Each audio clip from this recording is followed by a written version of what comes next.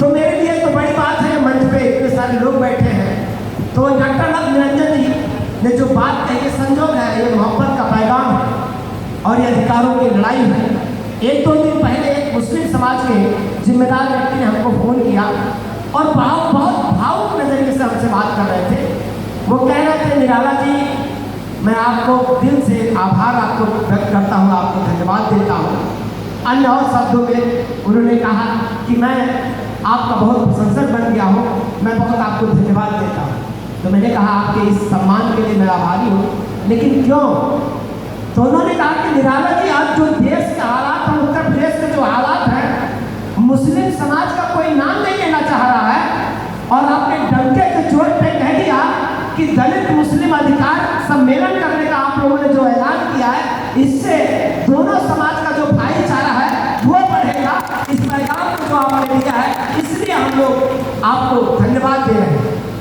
तो मुझे भी ये बात सुकून मिली कि चलो हम तो जो काम कर रहे हैं, हम जो कोशिश कर रहे हैं, समाज उसका नोटिस ले रहा है।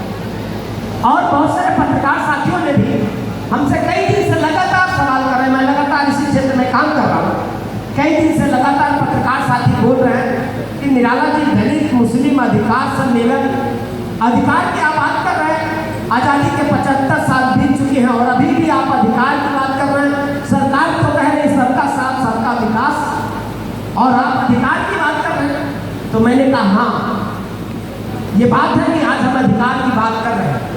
आज़ादी के 75 साल बीत चुके हैं, आज भी हमें अधिकार की बात करने की जरूरत क्यों पड़ गई? आप बात समझिए, ये बाबा साहब डॉक्टर अम्बेडकर ने तो तब कहा था जब वो संविधान देश को लिख करके सौंप रहे थे, तब बाबा साहब डॉक्टर अम्बेडकर ने कहा कि देखो हम संविधान लिख करके सौंप जरूर रहे हैं, लेकिन किसी भी देश का संविधान चाहे जितना अच्छा बना दिया जाए, अगर लागू करने वाले लोग अच्छे नहीं होंगे तो अच्छा संविधान भी खराब घोषित हो जाएगा।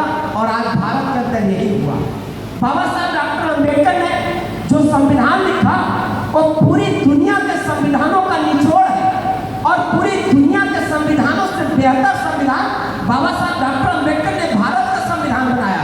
लेकिन तकलीफ इस बात का है कि लागू करने की जिम्मेदारी जिन लोगों के हाथ में आया, उन्होंने ईमानदारी से हमको हमारा अधिकार नहीं दिया, हमको हमारा हक नहीं दिया, इसलिए आज हमको अपने अधिकार की बात करनी पड़ रही है।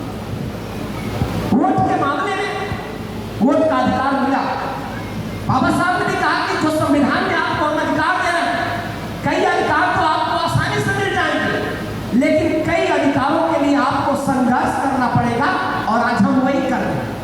बाबा साहब ने हमें वोट का अधिकार दिया संविधान के माध्यम से, वोट का अधिकार तो हमें मिल गया, आसानी से मिल गया। बाबा साहब का संघर्ष आसान नहीं है, लेकिन बाबा साहब का संघर्ष वो दबाव था कि वोट का अधिकार हमें मिल गया। वोट के मामले में तो हम लोग सब लोग बराबर हो गए, चाहे राष्ट्रपति वोट देता है, चाहे प्रधानमंत्री वोट देता है, चाहे कोई गरीब वोट देता है, सबका वोट एक एक वोट बराबर बराबर गिना जाता है। सबका vote one man one vote one value, सबका वोट बराबर हो गया।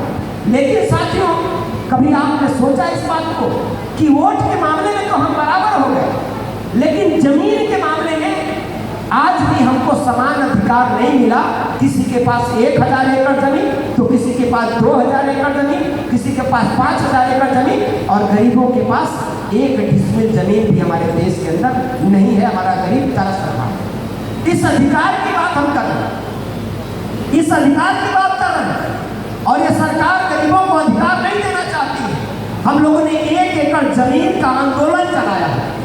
हम लोगों ने सरकार के सामने प्रस्ताव रखा है कि हर गरीब भूमिहीन को 1-1 एकड़ जमीन दिया जाए।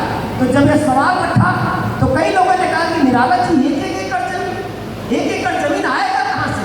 तो 1